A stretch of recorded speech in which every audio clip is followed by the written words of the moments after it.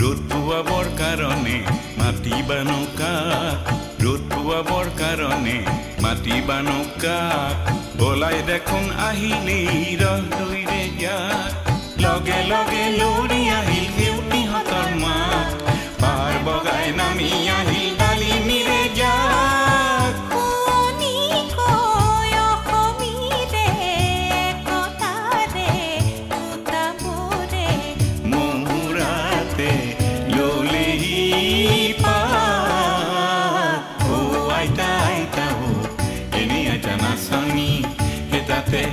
নাতিনিৰে বিয়া